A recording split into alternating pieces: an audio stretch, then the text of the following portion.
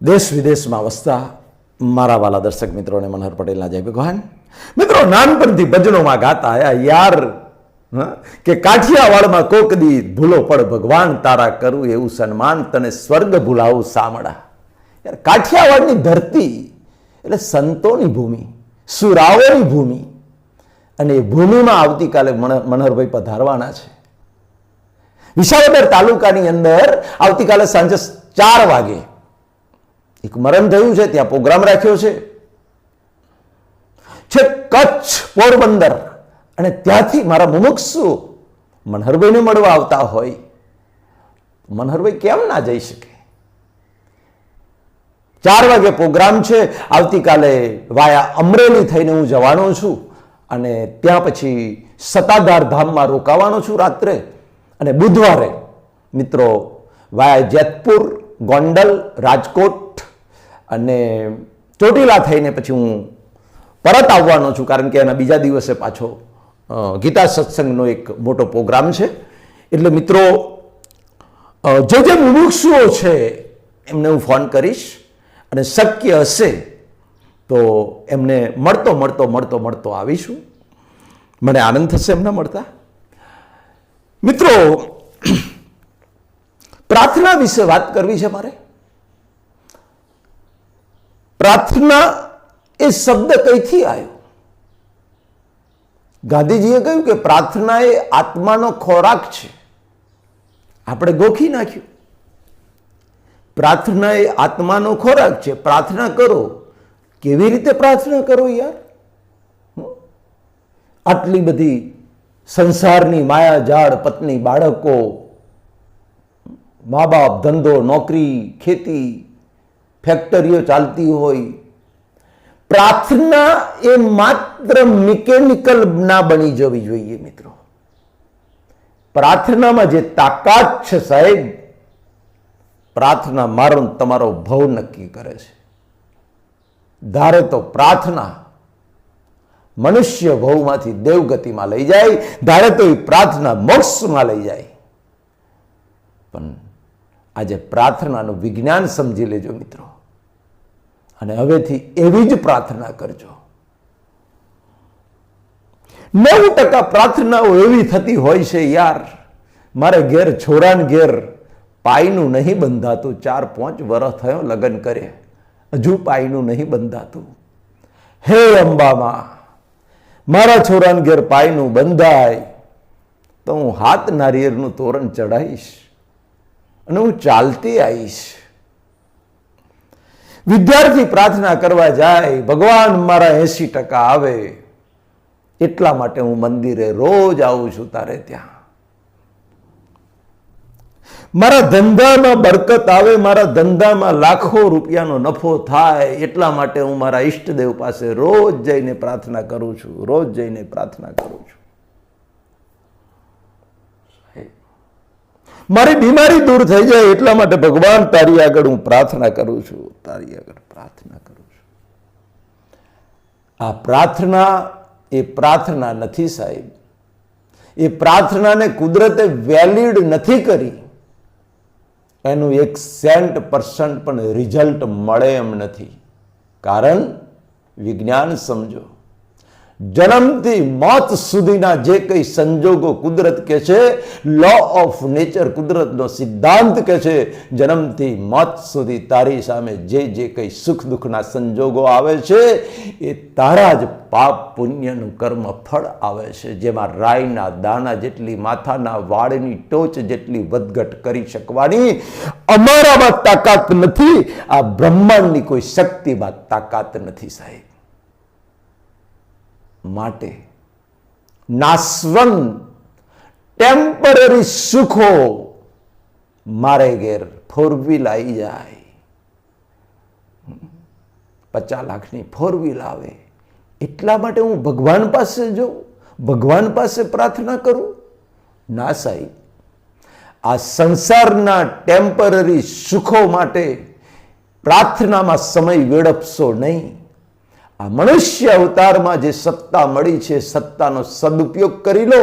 આ સંસારના ટેમ્પરરી સુખોની માગની પાછળ એ સત્તાને બગાડશો નહીં. કારણ કે કુદરતનો નિયમ છે કે તને જે મળે છે, જે મળવાનું છે, એ પ્રાર્થના કરીશ કે નહીં કરીશ એ તારા પાપ પુણ્યના આધારે. અમારે તને સપ્લાય કર્યા વગર છૂટકો નથી. ત્યાં પ્રાર્થનાનું મહત્વ નથી. તારા પ્રારબ્ધમાં જે લઈને આવ્યો છે જન્મથી મોત સુધી, તારું પ્રારબ્ધ, એ પ્રારબ્ધ તું પ્રાર્થના કરીશ તો પ્રારબ્ધમાં સુખ વધી જવાનું નથી અને પ્રાર્થના કરવાથી તારું દુઃખ ઘટી જવાનું નથી. લોકો 90% લોકો અજ્ઞાનને વશ પ્રાર્થનાનો અર્થ સમજતા નથી અને આવા નાશવંત ટેમ્પરરી સુખો માટે પ્રાર્થના કરે છે. જે ટેમ્પરરી સુખો એક દાડે મારે તમારે છોડીને જતા રહેવાના છે. એ સુખો પાછળ શું કામ આપણી મનુષ્ય ભવની અમૂલ્ય સત્તા જે કુદરતે આપી છે એ સત્તાનો એમાં ઉપયોગ કરી નાખવો, એ સત્તાને બગાડી નાખવી, યાર વાપરી નાખવી. પ્રાર્થનાની ડેફિનેશન આજ સુધી સાહેબ તમે ક્યાંય નહીં સાંભળી હોય. કોઈ પણ કથાકાર, કોઈ પણ ધર્મગુરુ પાસેથી પ્રાર્થનાની તમે વ્યાખ્યા, પ્રાર્થનાની ડેફિનેશન, પ્રાર્થના શબ્દ કઈથી આવ્યો આજ સુધી નહીં સાંભળ્યું હોય. આજે મનહરભાઈના નિમિત્તે સાંભળો સાહેબ. આજે સાંભળો. આપણે એટલું જ શીખ્યા છે નાનપણથી.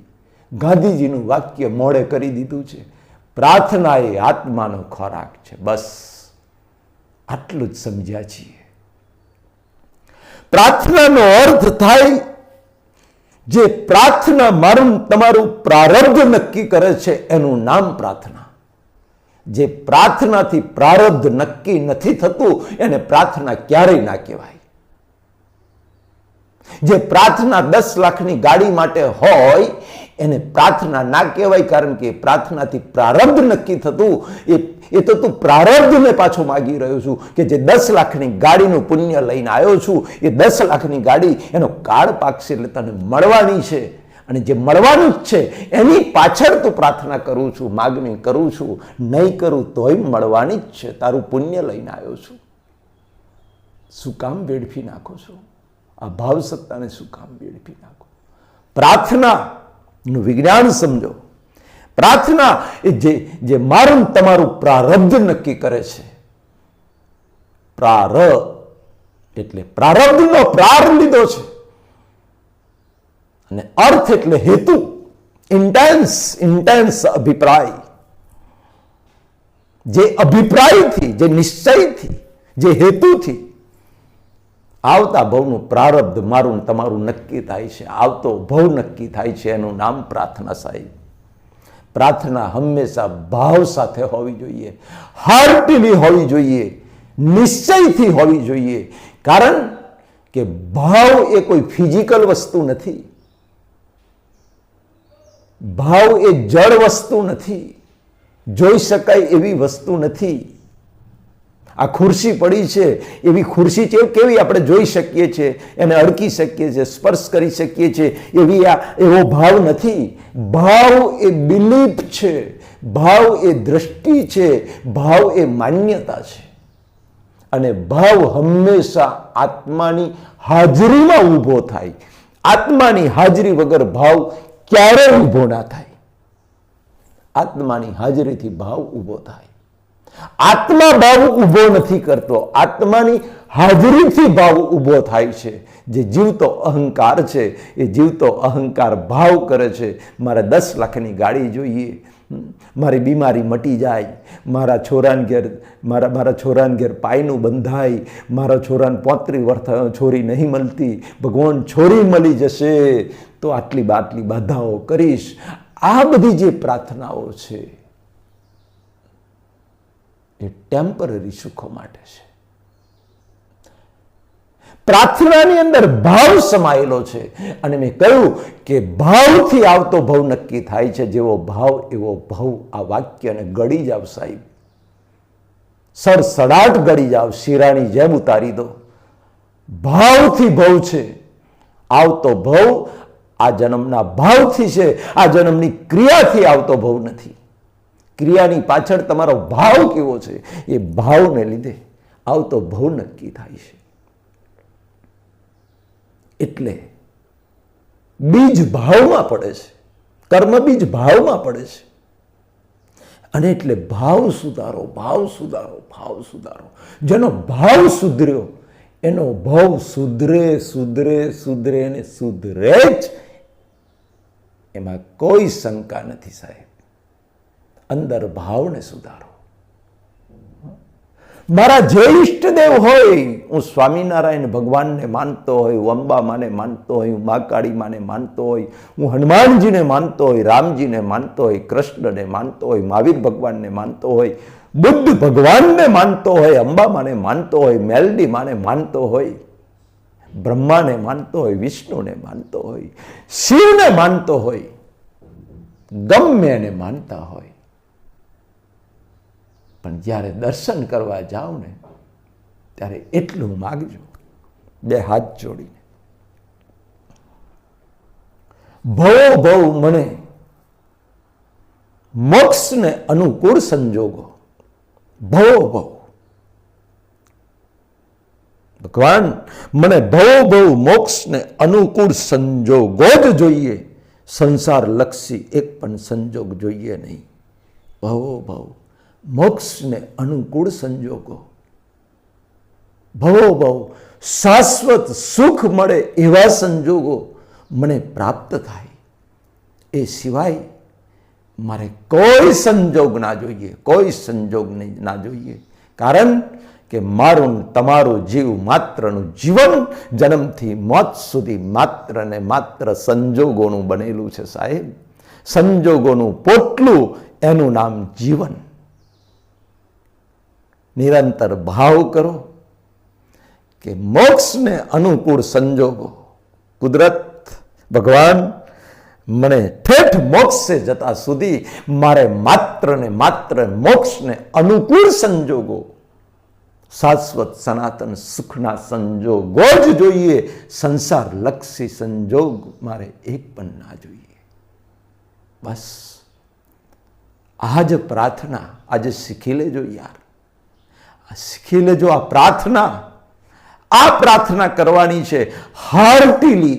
આ ભાવથી જ્યારે આપણે પ્રાર્થના કરશું ત્યારે અંદર કારણ શરીરમાં જ્ઞાનનું બીજ સેટ થાય છે.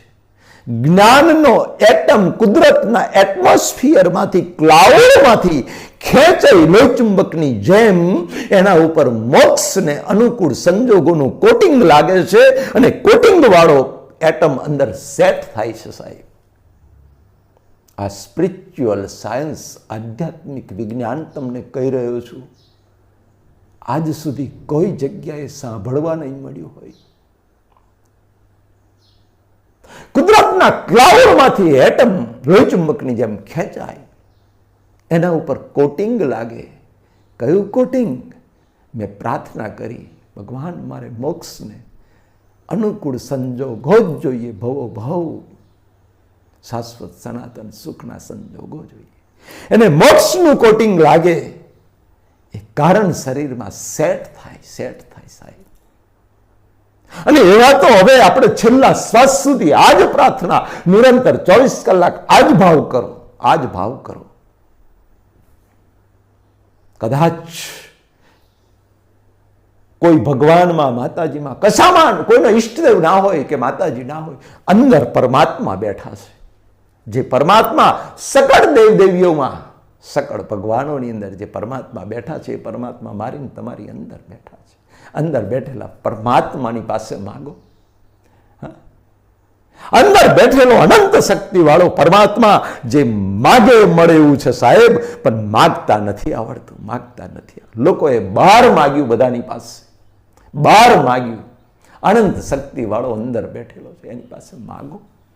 મનહરભાઈને મળ્યું છે સાહેબ, મનહરભાઈ માગ્યું છે અંદરથી, અને અંદરથી અનરાધાર જેટલું માગ્યું છે એટલું ઢગલે મળ્યું છે. અંદરથી જ મળ્યું છે.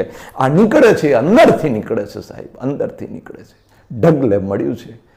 મનહરભાઈને જો માગ્યું અંદરથી મળ્યું હોય, ઢગલે મળ્યું હોય, તમને કેમ ના મળે યાર?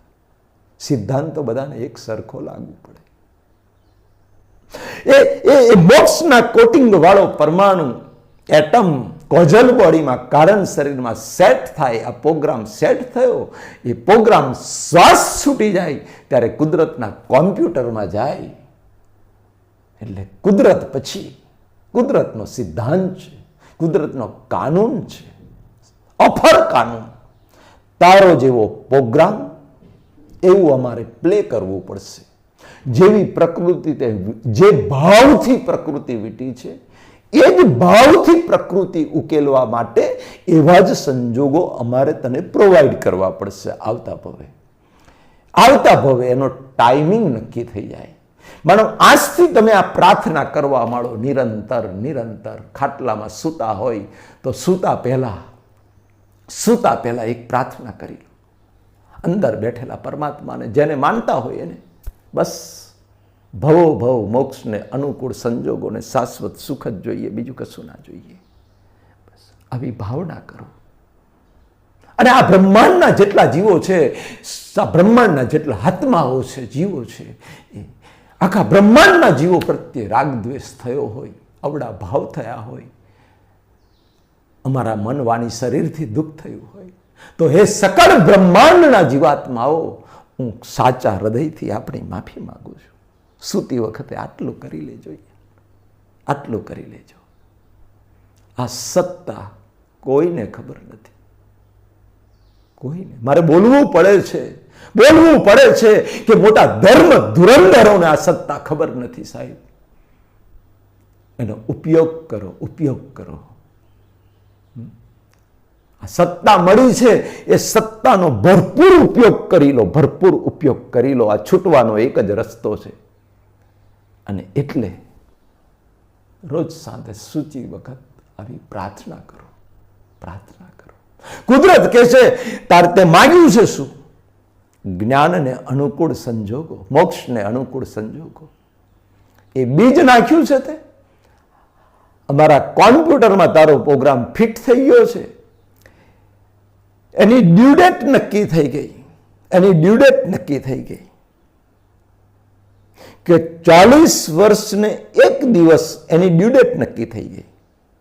આવતા ભવે મનહરભાઈને 40 વર્ષ અને 1 વર્ષ થશે. 40 વર્ષને એક દિવસ થશે એટલે કાળ નક્કી થઈ ગયો.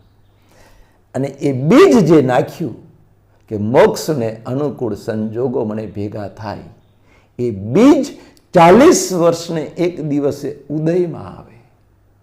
કુદરત કે તે જેવા ભાવથી પ્રકૃતિ વીટી છે એવા ભાવે પ્રકૃતિ ઉકેલાવી પડે.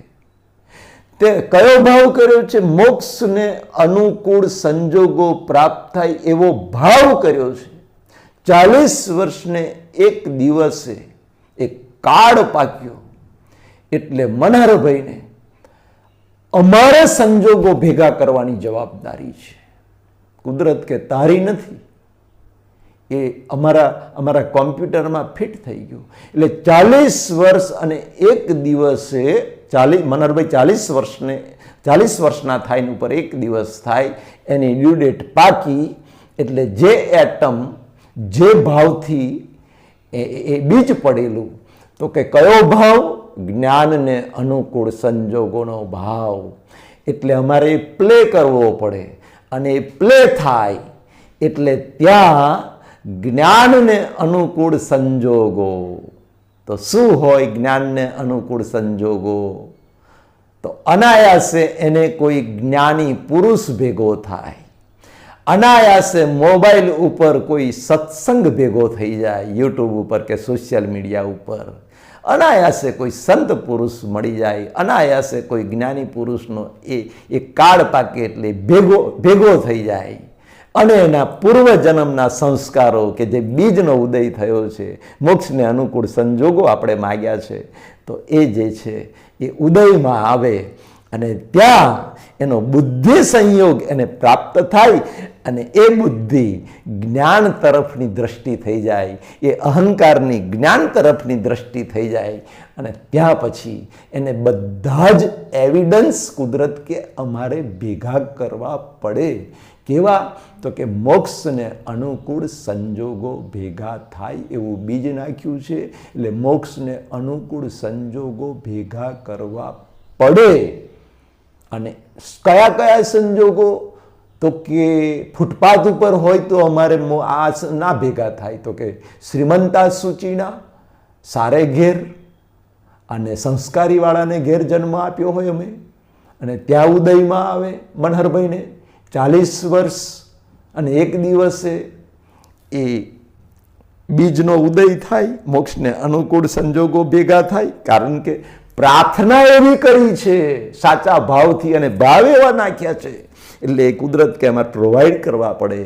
પછી એ સંજોગ ભેગો થાય. મનોહરભાઈ ભાવ કર્યા હોય કે હું પણ આ જ્ઞાનને પામું અને મારા નિમિત્તે બીજા ઘણા લોકો પામે, એટલે મનોહરભાઈને કુદરતે ગાડી પણ આપવી પડે, મકાન પણ આપવું પડે, નોકરી ધંધો પણ એવો આપવો પડે. એ એવિડન્સ કુદરત કે અમારે ભેગા કરવા પડે. જેવો ઉદય આવ્યો એ ઉદય, એ કર્મ બીજ, એ પ્રકૃતિ ઉકેલવા માટે અમારે એવો સંજોગ ભેગો કરવો પડે. મનોહરભાઈને 4 વ્હીલ ગાડી આપવી પડે તો જ 200 કિલોમીટર જઈને સત્સંગ કરી શકે. ગાડી ના હોય તો કેવી રીતે જાય? પ્રોગ્રામ કેન્સલ કરવા પડે. તો કે ગાડી આપી મનોહરભાઈને, પછી ઘર આપ્યું સારું, પછી એમને જો કંપનીમાં નોકરી આપે મનોહરભાઈને કુદરત, તો કે મોક્ષનો સંજોગ ભેગો ના થાય. કારણ કે મનોહરભાઈને 3 શિપ હોય. તો એ ભાઈ કઈ રીતે એ ભાવ કર્યો હોય કે મારા નિમિત્તે હજારો લોકો આ જ્ઞાનને પામે, એવો ભાવ પણ કર્યો હોય સાથે સાથે. તો કે ના, એમને શિક્ષકની જ પ્રકૃતિ આપવી પડે.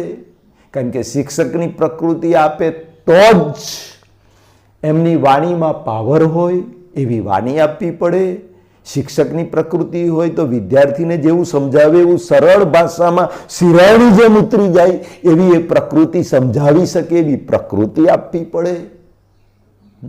ગાડી આપવી પડે, પેન્શનવાળી નોકરી આપવી પડે, કે રિટાયર્ડ થયા પછી એમને આર્થિક પરિસ્થિતિનો સામનો ના કરવો પડે, આર્થિક પ્રોબ્લેમ ના નડે. જો કંપનીમાં નોકરી આપી હોય ને પેન્શન ના મળે તો પત્ની બાળકોને પરણાવવાના હોય, હજુ તમારો છોરો પરણાવવાનો બાકી છે, છોરી એકલી જ પરણાવી છે, તો એ બધાને પરણાવવાનો બાકી હોય.